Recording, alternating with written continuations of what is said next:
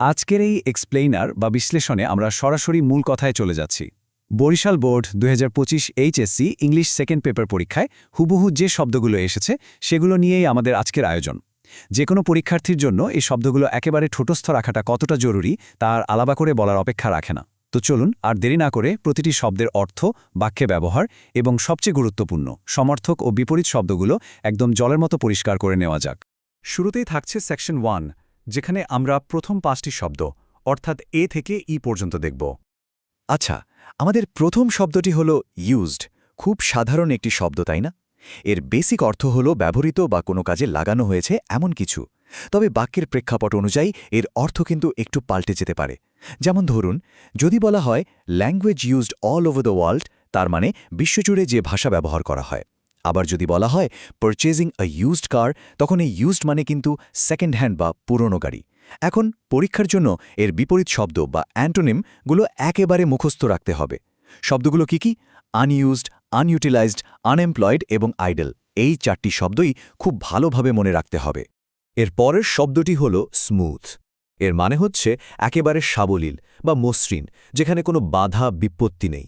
ধরুন, smooth communication মানে হল এমন যোগাযোগ যেখানে কোনো জড়তা বা বাধা নেই, একদম সাবলীল। আবার কোনো বস্তু বা জায়গার ক্ষেত্রে, যেমন আ পারফেক্টলি স্মুথ সারফেস বলতে আমরা বুঝি একটি সম্পূর্ণ মসৃণ বা সমান তল। কিন্তু পরীক্ষায় তো এর বিপরীত শব্দ বা অ্যান্টোনিম লিখতে হবে, তাই না? তো সেই শব্দগুলো হল রাফ, হার্শ, আনইভেন এবং ডিফিকাল্ট। এবার চলুন ইন্টারন্যাশনাল শব্দটি নিয়ে কথা বলি।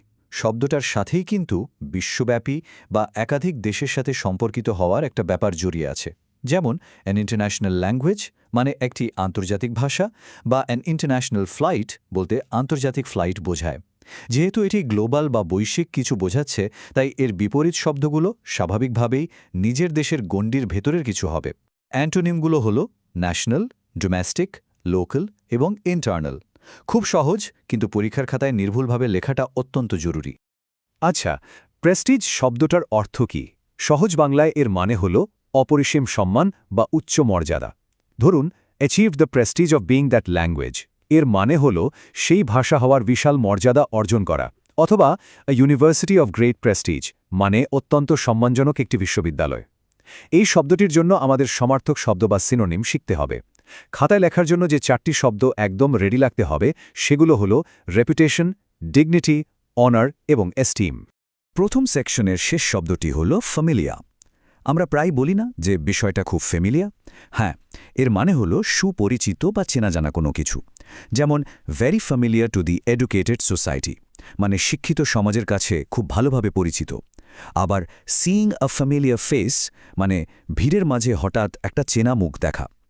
এখন এই পরিচিত অবস্থার ঠিক উল্টো শব্দগুলো কি হবে? এর অ্যান্টোনিমগুলো হল আনফ্যামিলিয়া, আননোন, স্ট্রেঞ্জ এবং এলিয়েন। এখানে এলিয়েন শব্দটি কিন্তু ভিনগ্রহী প্রাণী নয়, বরং অপরিচিত বা সম্পূর্ণ ভিন্ন অর্থে ব্যবহৃত হয়েছে। ঠিক আছে, আমরা এবার সেকশন 2-এ চলে যাচ্ছি, যেখানে থাকছে এফ থেকে জে পর্যন্ত পরবর্তী 5টি শব্দ।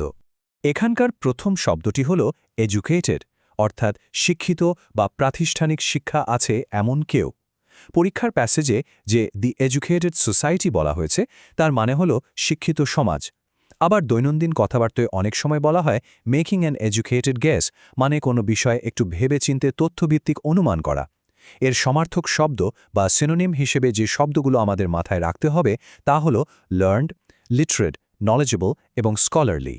পরের শব্দটি অত্যন্ত পরিচিত, মডার্ন। সহজ কথায় আধুনিক বা বর্তমান সময়ের সাথে সম্পর্কিত যা কিছু সেটাই মডার্ন। দ্য মডার্ন ওয়ার্ল্ড মানে হলো আধুনিক বিশ্ব, আর স্টাডিং মডার্ন আর্ট মানে আধুনিক শিল্পকলা নিয়ে পড়াশোনা করা। এর বিপরীত শব্দ বা অ্যান্টোনিম হিসেবে আমাদের পুরনো বা অতীতের কিছু বোঝাতে হবে। শব্দগুলো হলো এনশিয়েন্ট, ওল্ড, ট্রেডিশনাল এবং আউটডেটেড। এবারের শব্দটি একটু বিশেষভাবে খেয়াল করতে হবে। শব্দটি হল নলেজ বা জ্ঞান।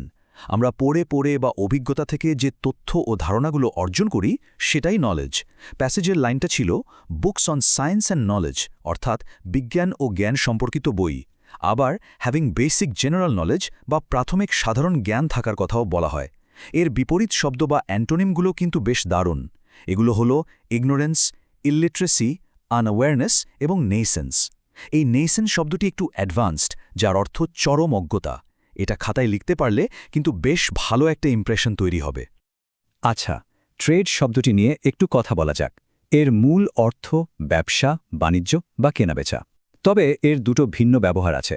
প্রথমটি হল বৈশ্বিক বাণিজ্যের ক্ষেত্রে, যেমন trade and commerce is being continued. দ্বিতীয়টি হল কোনো নির্দিষ্ট পেশা বা হাতের কাজ শেখার ক্ষেত্রে, যেমন learning a physical trade or skill. এই পার্থক্যটা বুঝতে পারাটা খুব জরুরি। পরীক্ষার জন্য এর যে সমার্থক শব্দ বা সিনোনিমগুলো মুখস্থ করতে হবে, সেগুলো হল কমার্স, বিজনেস, ট্রানজ্যাকশন এবং ডিলিং। সেকশন 2 এর শেষ শব্দ হল কন্টিনিউ। এর মানে হল কোনো কাজ না থামিয়ে সামনে এগিয়ে নেওয়া বা অব্যাহত রাখা। Is being continue through English মানে ইংরেজির মাধ্যমে তা চালিয়ে যাওয়া হচ্ছে। একদম সিম্পল একটা উদাহরণ হল প্লিজ কন্টিনিউ ওয়াকিং মানে হাঁটা চালিয়ে যাওয়া। যেহেতু এর মানে চালিয়ে যাওয়া, তাই এর বিপরীত শব্দ বা অ্যান্টোনিম হবে থামিয়ে দেওয়া বা বন্ধ করা। শব্দগুলো হল ডিসকন্টিনিউ, স্টপ, সিজ এবং হল্ট। এবার আমরা একেবারে শেষ অংশে চলে এসেছি, সেকশন 3, যেখানে আমরা কে থেকে এন পর্যন্ত বাকি 4টি শব্দ নিয়ে আলোচনা করব।